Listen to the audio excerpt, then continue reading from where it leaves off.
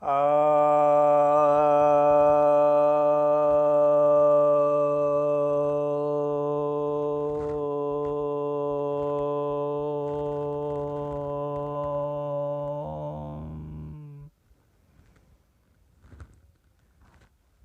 भक्तजनों को सप्रेम नमन। भक्तों, आज मैं आपके समक्ष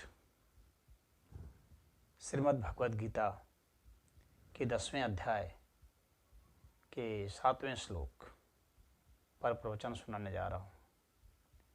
भगवान कहते हैं, श्री भगवान उवाच एतां विभूतिं योगं च मम यो वेति तत्त्वतः सो अविकम्पेन योगेन युज्यते नात्र संशयः। अर्थात यह जो विभूति योग है,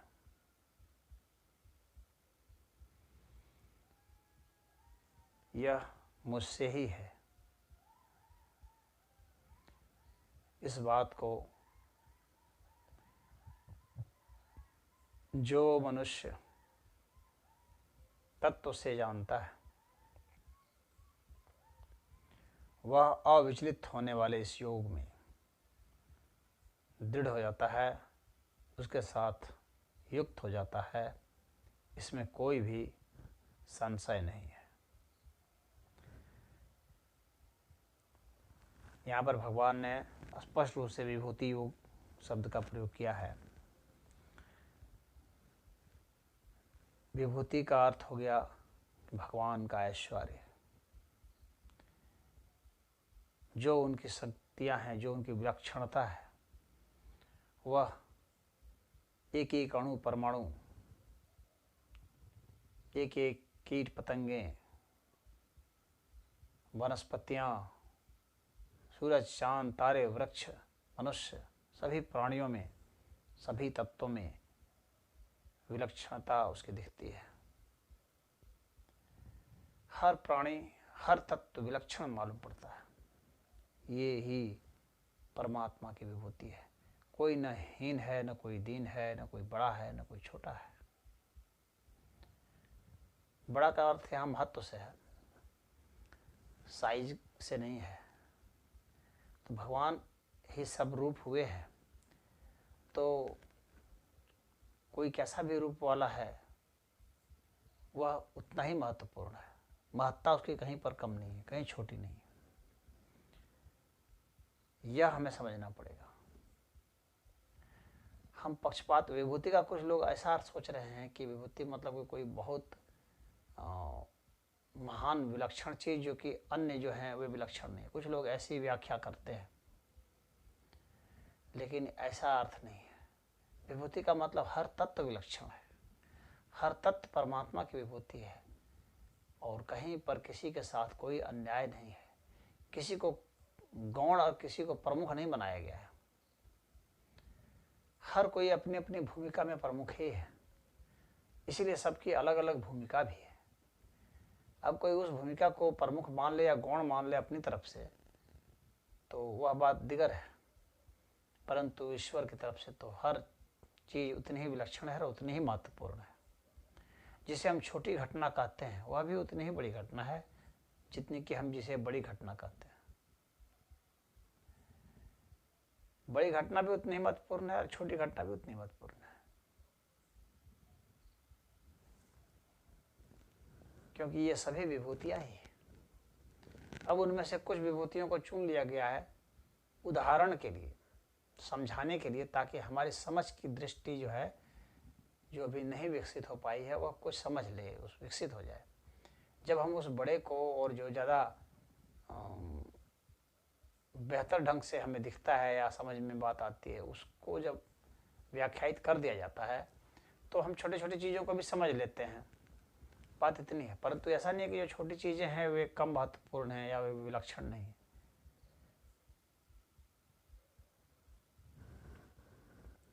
तो यहाँ पर जो विभूति योग का वर्णन भगवान कर रहे हैं या बता रहे हैं कि इस विभूति योग को, यानी हर तत्व को जब हम विलक्षणता से जानेंगे, जब समझेंगे कि सभी प्रभु ही हैं, सभी प्रभु रूप ही है, तब वे मुझे तत्व से जानते हैं।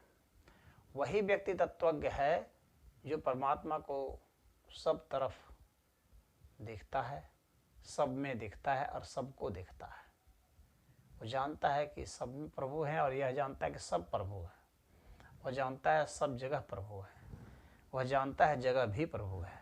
वह जानता है प्रभु के सिवा कुछ नहीं है। यही परमात्मा का विभूति है। तो परमात्मा की इसी विभूति को जो समझ जाता है तत्वतः उसका योग हो जाता है और वह परमात्मा को समझ जाता है। और कैसा समझ जाता है, किस तरह का योग हो जाता है, बल्कि अविकम्पेन, यानी जिसमें कि कोई हिल डोल नहीं हो सकता। ना वह योग अपने में हिलता है, ना उसे कोई बाहर से हिला सकता है। वो कंपायमान नहीं होता, यानी अस्थिर नहीं होता। वो अविचल है, वो विचलित नहीं होता। तो वह योग दृढ़ योग होता है और उसकी वह दृढ़ता ही उसे भक्ति का रूप देती है। क्योंकि भक्ति में दृढ़ता होती है और दृढ़ता ज्ञान से आएगी, दृढ़ता विभूतियों को समझने से आएगी, समझदारी से आएगी, दृढ़ता अनुभूतियों से आती है। तो वो तत्व को अच्छा से समझते हैं, परमात्मा को अच्छा से तब समझ जाते हैं, योग को अच्छा समझ जाते हैं, परमात्मा की विभूति को अच्छा से समझ जाते हैं। भगवान कह रहे हैं कि इसमें किसी प्रकार का कोई भी संशय नहीं। जो मनुष्य भोगों में रत होते हैं वे संयम को नहीं समझ पाते हैं, लेकिन जो संयम को समझते हैं वे जानते हैं कि हम जब प्रभु के नाम पर सब कार्य करेंगे, प्रभु के स्वरूप को समझेंगे, प्रभु की विभूतियों को करेंगे। भिखारी है वह भी प्रभु की ही विभूति है, वनवासी हैं वे भी प्रभु की ही विभूति है, जितने दरिद्र दीनहीन हैं सब प्रभु की ही विभूतियां हैं। तो उनको सताने का भला कोई कैसे सोच सकता है? अपने प्रभु को भला कोई कैसे सताएगा? तो वह उसकी सेवा ही करता है और यही सेवा जो है भक्ति का रूप धारण करती है। यही दरिद्र नारायण की सेवा कहलाती है। यानी नारायण जो दरिद्र रूप में हैं उनकी आप सेवा कीजिए, वही भक्ति चरितार्थ होगी।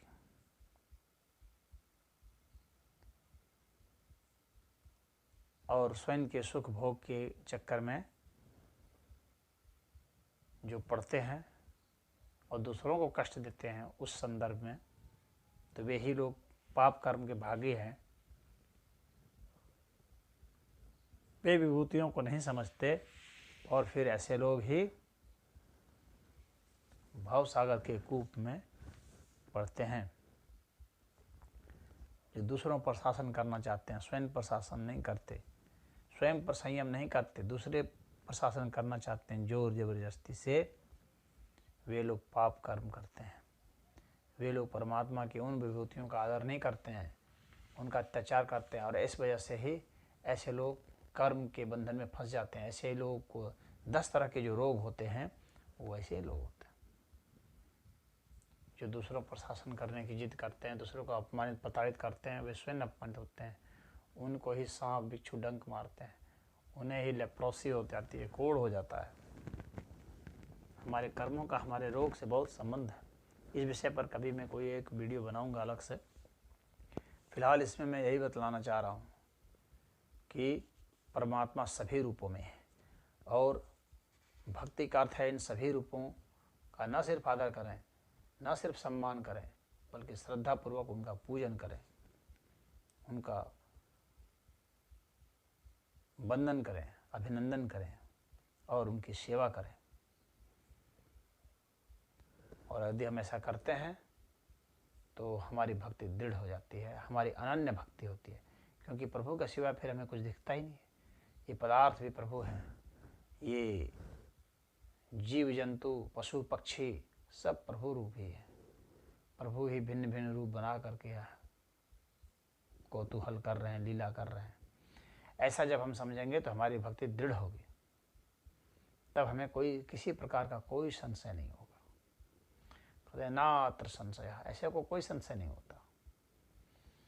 इसीलिए संशय नहीं होता क्योंकि वो देखता है सब प्रभु ही है, तो वो प्रभु का कभी अभाव में नहीं रहता। उसे प्रभु को खोजना नहीं है, क्योंकि सब तरफ प्रभु ही प्रभु है, कहाँ खोजेगा। इसीलिए प्रहलाद कहते थे कि मुझे हर जगह ईश्वर ही ईश्वर दिखते हैं, हर जगह नारायण ही दिख रहा है। तो ऐसे की भक्ति जो है अविचल होती है, अविकम्पित होती है, उसमें कंपन नहीं होता है। तो ऐसी दृढ़ भक्ति ही हमें शरणागत कराती है। जब हम प्रभु के ऐश्वर्य को सब जगह जानते हैं तो हम शरणागत हो जाते हैं। वास्तव में हम शरणागत होते ही तभी हैं। जब तक प्रभु के ऐश्वर्य को नहीं समझ लेंगे हम ठीक से, हम शरणागत हो भी नहीं सकते। और जब तक शरणागत नहीं होंगे भक्ति नहीं होगी। जब तक भक्ति नहीं होगी तब तक हम यथार्थ को नहीं जान पाएंगे, प्रभु के दर्शन नहीं होंगे।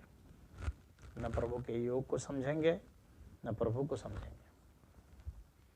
तो प्रभु की शक्तियों को समझने के लिए भी भक्ति चाहिए, अन्यथा वह हम समझ नहीं सकते।